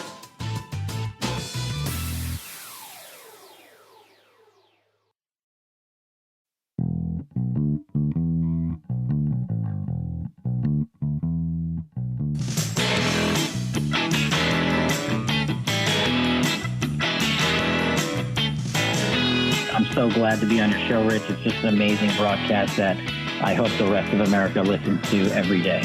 America at Night with Rich Valdez. You know what it looks like, Director? It looks like you won't answer some pretty basic questions. It looks like you got a 9% raise and you cut corners when it came to protecting one of the most important individuals, most well-known individuals on the planet. A former president, likely the guy's going to be the next president. Looks like you guys were cutting corners. That's what it looks like to me. Is that true? I am here today because I want to answer questions, but I also want to be cautious. You might want to, but you haven't answered. I don't think you've answered one question from the chairman, the ranking member, or me. Well, we got a lot of other people asking. We'll see if your record improves. But right now, you haven't answered, I don't think, any questions. I yield back. That, of course, is Congressman Jim Jordan. He chairs the Judiciary Committee and sits on the Oversight Committee, which was in charge of the hearing today. And again, members of both sides of the aisle stressed the importance of this. You had AOC all out crazy, coming out swinging, saying, look, Director, this isn't acceptable. We're not allowed to drop the ball when it comes to protecting Trump, Biden, or anybody else that's running for president. We've got a job to do here, and it's not acceptable. So kudos to AOC for getting it right. And I want to get your thoughts on this. Of course, we're talking about everything from Biden dropping out to the comments on Trump to this woman, Kim Cheadle, and all of her thoughts here, or her lack of candor, I'm going to say, when it comes to accepting blame here. She took the blame, but then she won't answer any questions about anything. Anyway, let's see. Where do we go? I want to go to, hold on, bear with me. Let's see. I'm trying to find out the person who was here long enough. The longest. Let's go to Wayne. Wayne is in North Idaho on KDFI. Go right ahead. It is my pleasure to speak with you tonight, Rich. And likewise, we spoke about this weeks before the debate between Biden and Trump, which was just a humiliating thing to watch. Yeah, and we had spoke that they're within you guys call it the deep state. I just like to call it a small group of people within the CIA, a cabal, if you will, that are pushing a timeline, if you want to call it a Ray Bradbury timeline, where they want a lot more than your guns. They want your freedom. They want your ability to move freely around this country. They want to take away your ability to actually own any property. And it's just easier to manipulate the Democrats and the liberals at this point. And the only way to rebuild this house they envision is to burn this one down to the ground. And so this was a failed operation. And you have to understand that these Secret Service operators there were set up. They were the perfect fall guys. Kim Chowderbrain, as I like to call her, she is easily, if he would have gotten, if this operation wouldn't have been a complete failure, she would have been the complete fall person here. And, you're right. She's a perfect fall person. And the reality is she's also the person that's in charge, because there's no really ifs, ands, or buts about it. She is the director of the Secret Service. And I think, again, another glaring failure, not just her failure, but a failure by the Biden administration, a failure by the Secretary of Homeland Security, that none of them seem to really know what's going on or how to really operate a government effectively. And now people see that this woman spent most of her career at Pepsi before coming to the Secret Service, and had a Secret Service member on the other day, a retired special agent in charge, who said he knew her when she was new, and that she was a good agent at the time or whatever, and that, he expected more from her, and that he didn't feel she was equal to the task. And that was on one of our previous programs. You can check that out at richvaldez.com if you want to hear that. But ultimately, the reality is, look, yeah, they tried to kill Trump. They failed. They've tried to jail Trump. They've failed. They tried to frame Trump and say he was a Russian agent. That failed. They've tried so many things. They've spied on Trump. I mean, you name it. They've put his lawyer in jail. They've put his advisors in jail. Peter Navarro, who's scheduled to be with us again this week, was scheduled to be with us last week, and his plane had a problem after the internet quote unquote outage that occurred. I mean, just so many things are happening, and I agree with you that there is a cabal of people that are nefarious in nature. I don't know if their goal is to end our liberty, at least not all of them. I think ending their liberty gets them to their goal, but that's not the goal per se. I also don't think it's that small of a group. Having worked in government, I can tell you that the majority of the career people in the government were happy to toe the line for the administrative state, for the establishment. They were not independent thinkers. They were doers. They were robots. They were soldiers, if you will. And I think that's the same case in Washington. These people are looking for a paycheck and a pension, and they will happily do the job because they want to be able to retire and keep cashing in. And again, that's their prerogative, right? But we have to just be aware of that and be able to navigate that. So, yeah, it's an unfortunate state of affairs, Wayne, but I appreciate you calling in. It is always an honor to speak with you. I do appreciate it. And it's a shame to see what we're seeing, but the American people aren't stupid. And they're fully aware, I think, of what's going on because it's been brought to light the way it has. Wayne in Idaho, KDFI, thank you. I didn't even know we were on KDFI. I hope that's right. Anyway, let us, and if we are, then shout out to you guys. Love you. I know that station from back in the days, my Levin days. And anyway, I want to continue with the rest of your calls. We've got calls from Ohio, from Idaho, Maryland, Maine, Pennsylvania, Montana, Iowa, Arizona, West Coast in the building, and more. Let's see if we can get some calls from New York and California and Oregon to round everything out, and Florida. Don't go anywhere, folks. I'm coming right back. And again, if you want to chime in, the phone number, 833-482-5337, 833-4-VALDEZ. Let me see. Well, I don't want to shortchange anybody because there's seconds to go before we hit the break and the music comes in. But we're going to go straight to your calls when we come back because there's a lot of people on hold. A lot of people want to weigh in. There's only a couple, I think one open line. So if you want to get in, again, that number, 833-4-VALDEZ. And if you want to hear any of our previous episodes or previous interviews, check it out at richvaldez.com. That's Valdez with an S, richvaldez.com. And happy to do that. And also, a lot of people have asked me for merchandise and T-shirts and stuff like that. And I do have some. I just got a box in the mail with a limited amount of sizes. I think we have smalls, mediums, larges. I'm not sure if there's a lot of extra large. There might be. In a couple of different colors. Maybe I'll put a picture of what the T-shirt looks like. I had put one, but I didn't advertise it. I was just happened to be wearing it for 4th of July. But for those of you that are super fans and want to be Valdez VIPs, then those shirts are available. And maybe if you message me online, I'll let you know how to get one. Anyway, folks, stick around. We're coming right back to your calls. Again, Pat, Nancy, who's that? Frank in Evergreen, Sue, Allison, other Frank, Paul, other Paul, Patrick, and more. Don't go anywhere, folks. I'm Rich Valdez, coming right back.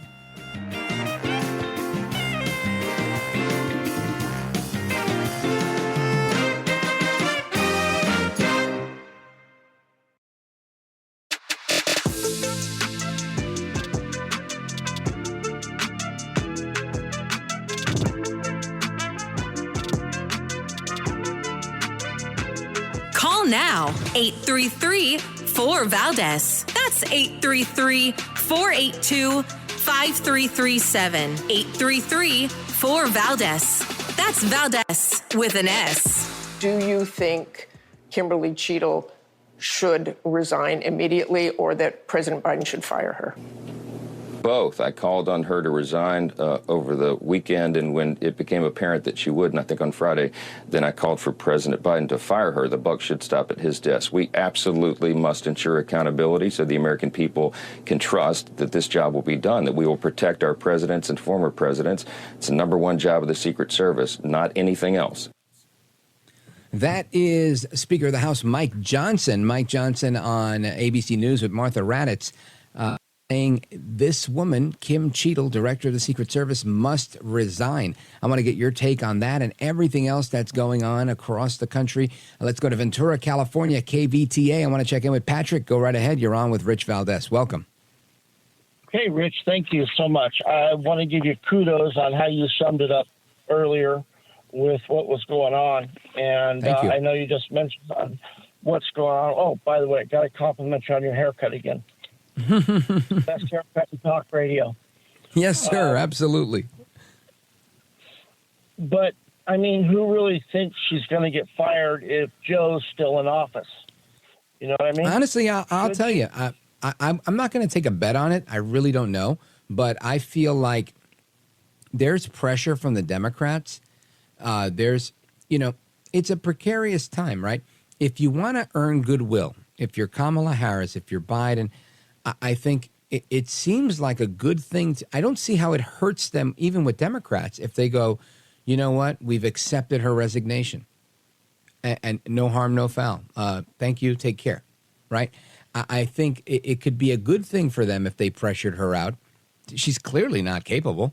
So, it kind of bodes well for them. But you might be right. I don't think Biden has the not only the couth. I think he's also feckless. I don't think he has the genetic gall to say, listen, lady, you're out of here. I agree with you. We're not going to see that, Patrick.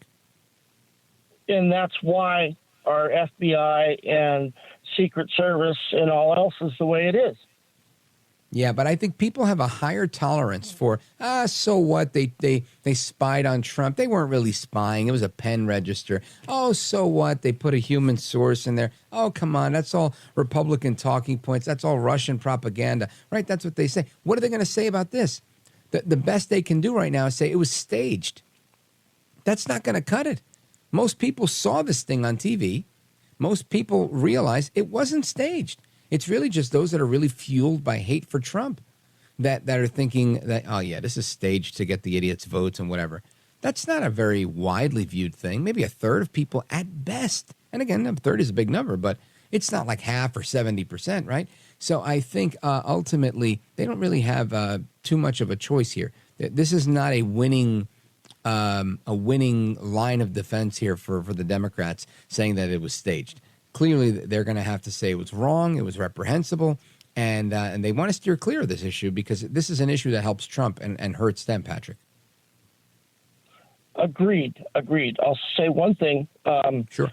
I have two brothers that are very liberal, and I sent a text, Sorry to hear it. I believe it was Friday, that Biden was out because I knew it would happen by Sunday. Yeah. And they both contested me on it and didn't believe it. You should have made a bet. That's what I do with my brothers. So that gives you an idea how deep the other side is into this. And that other side is going to jump to Kamala. But again, I come back to my original, we can't relax. It looks too easy or it looks too easy. Yeah, and you know what, Patrick? I think you're 100% right here. We can't relax, and I don't think it looks easy at all. I think that Biden would have been the path of least resistance at this point. 2 months ago, maybe Kamala would have been the path of least resistance because Biden might have still had a couple of dogs left in the fight. But now he's washed up. And Kamala, she's going to try and come loaded for bear. She's not really loaded for bear, even when she's loaded for bear. But she brings the DEI checklist to the table, right? She gets to say, look, I am a woman of color. And she was, touting her credentials today. And she's very proud of her record as being a courtroom prosecutor. Very proud of her record being the Attorney General of California, elected to that position. Very proud of her record being elected to become senator in California. Very proud of her record being elected, according to her, as vice president. And again, those are all matters of fact, right? I'm not taking any election away from her. Point I'm making is she's trying to run on a record. She's trying to come into this way. And good. Let her keep trying to do that. The more that they try to do that, the better, right? I think the best thing they can do is keep this on the issues and the facts. If she has a line of attack that's strictly against Trump because he is a sexual assaulter, he is they're going to say he's a racist, he's a rapist, He's a cheater, a swindler, a tax cheat. You name it, they're going to try and label him as everything. That, I think, is not going to be as effective. We've seen it with Billy Bush. We've seen it with E. Jean Carroll. We've seen it with a million different things. And none of those things hold enough water to really slow down El Trompito Donaldus Magnus.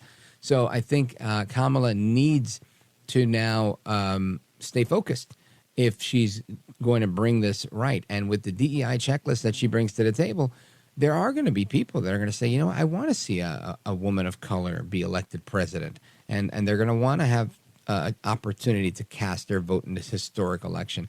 The only issue I see is that there's a lot more people like me and like you that want to historically cast our vote for Donald J. Trump, the 45th and 47th president of these United States. And that's some history I want to be a part of. Patrick, thank you for your call, my brother. Godspeed to you. Ventura, California in the building, KVTA. And let us continue. Let's see, where do we go from here? Let's go to Sue. Sue's in Schwenksville, Pennsylvania, listening online. Go right ahead. Well, hey, Rich, I don't know about you, but when I heard that quote-unquote phone call by Joe Biden into Kamala's campaign rally or whatever, that's a total fugazi. That is an AI deep fake, and I'll tell you why. The cadence, the rapidity, the fluidity of his speech, there was no flubbing of names. There was no hesitation. He didn't stop talking when people were clapping, which you normally would. That was not him. That was a recording. She kind of alluded to that at one point. She said, we got Joe on the recording. I mean, on the phone call. Again, that could have been just, her own misstatement. But I also agree. Biden sounded fantastic and youthful and strong and energetic, like Biden from 4 years ago or 5 years ago or 6 years ago, not Biden from last week that's just recovering from COVID. And I remember I had COVID at one point. And even when you don't have COVID, I had a bronchitis at another time. It takes a while for your voice to recover. And he sounded just so good on that call. Again, maybe it happened. Maybe he's been drinking a lot of tea, honey and lemon type of thing. I give the benefit of the doubt. But because the minute I go into saying, it sounded, and it did. I opened the show with that saying it sounded like radio, like they were playing a clip, and it was on cue. It didn't seem like he was there as part of the conversation from my estimation.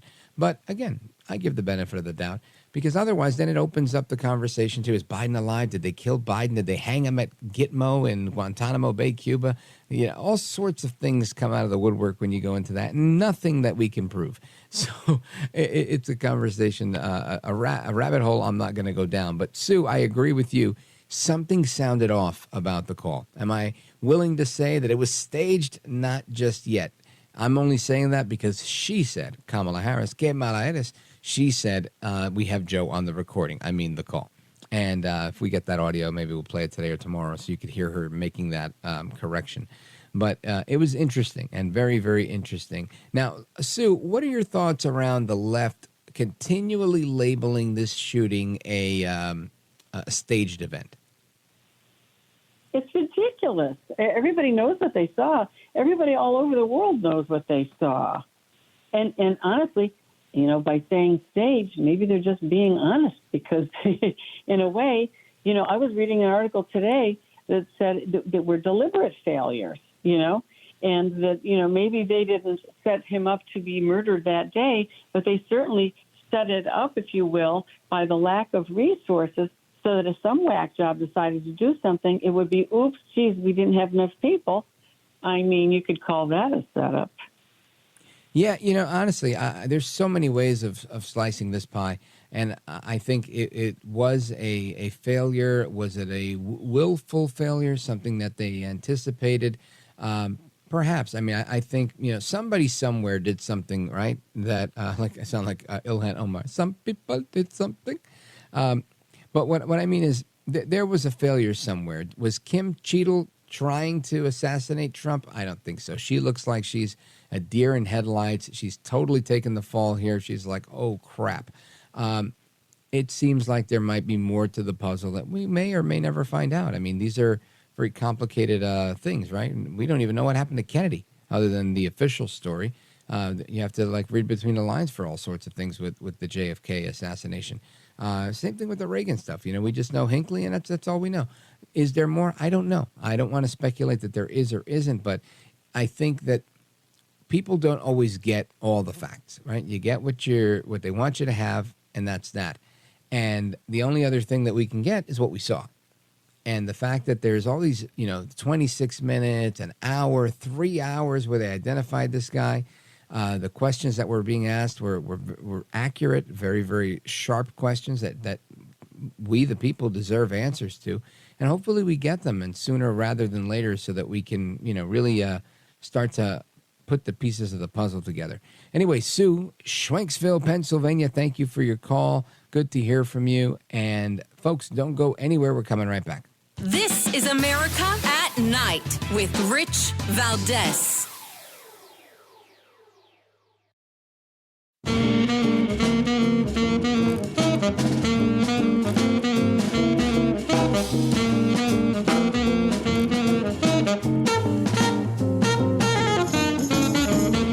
This is America at Night with Rich Valdez.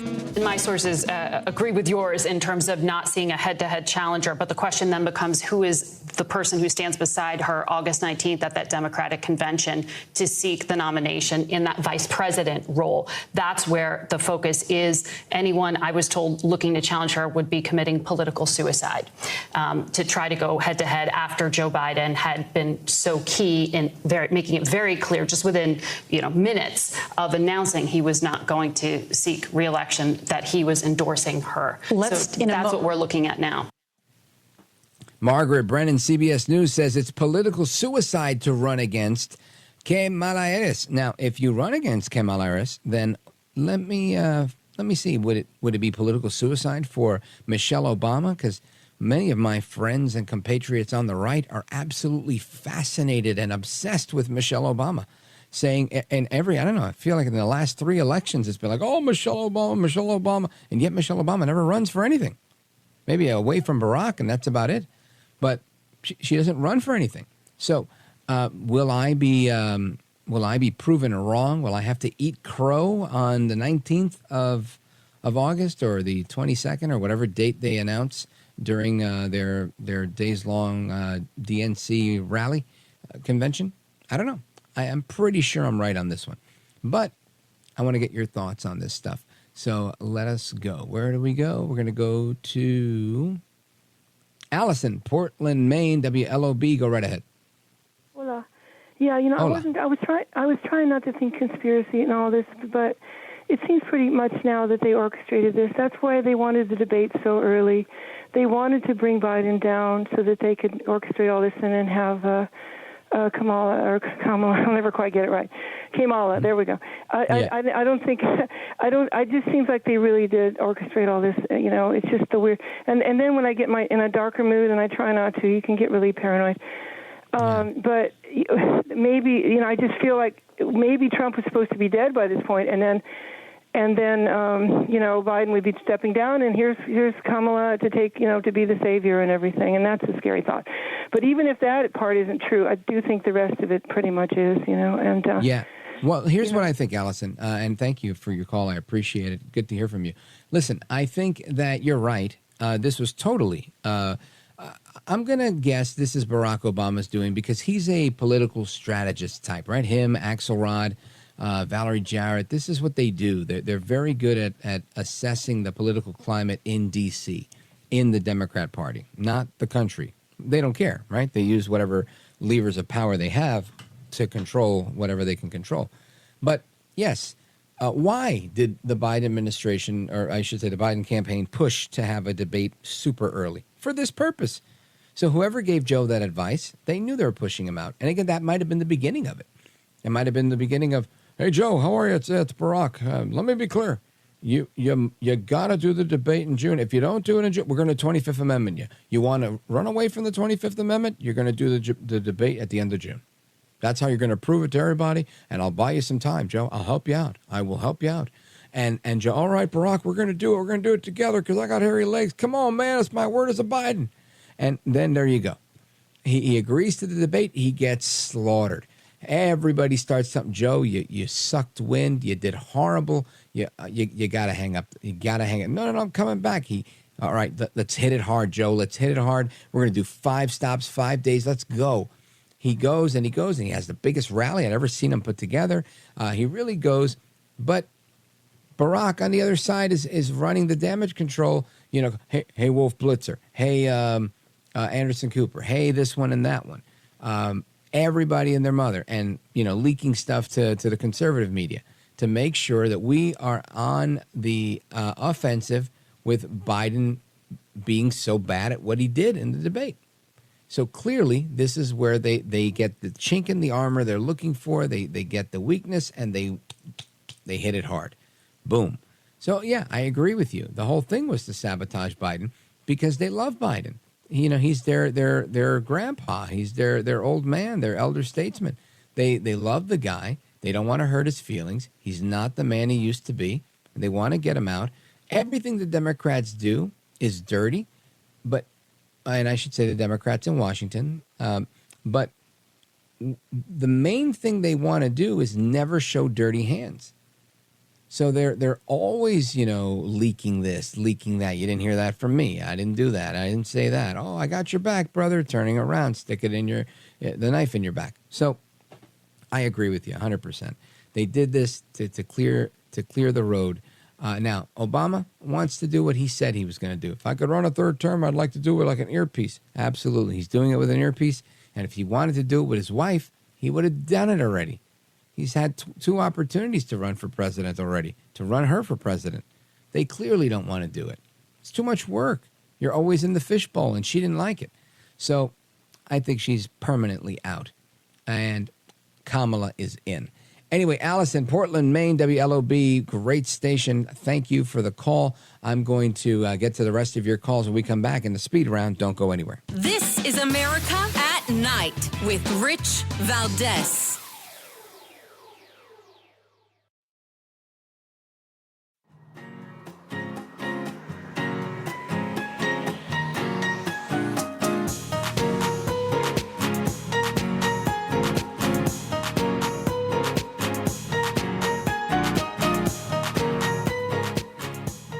Clark, Meridian, Mississippi. Go right ahead. WALT. Yeah, yes, sir, Mr. Valdez. I enjoy your show. Thank you. On my mother's side, one of her blood descendants fought in the War of 1776. Wow. For our independence. And I want to say this: God intervened in that war with George Washington. Amen. He intervened with George Washington, and I think he intervened again at Trump's rally when they tried to shoot him in the head, and they only clipped his ear a little bit. Clark, I want to thank you, your whole family, for your long lineage of service. Big shout out to everybody listening on the big talk stations in Meridian, Mississippi, WALT, and all the rest of your sister stations. And let us continue. Let's go to Bob, Dunbar, West Virginia, WCHS. Go right ahead quickly. Rich, there's no way this is a setup, this shot. There's no way this was created. This is not a creation. There's no way you can choreograph a shot like this. Yeah, I'm thinking it was too close, right? Yeah, he either makes the shot or he doesn't make the shot. And if you miss and you're trying to not miss, if it was orchestrated, well, God forbid they, do the wrong thing and kill the person that's in on it. Obviously, it's fake, it's phony, it's fraud when they say it's staged. It was real. Trump got shot, and it's unfortunate. I'm glad he's alive. Bob in Dunbar, West Virginia, WCHS, thank you. Paul in Zanesville, WHIZ, the music means I got to go. Paul in Boise, Evergreen, Nancy, Pat, God bless.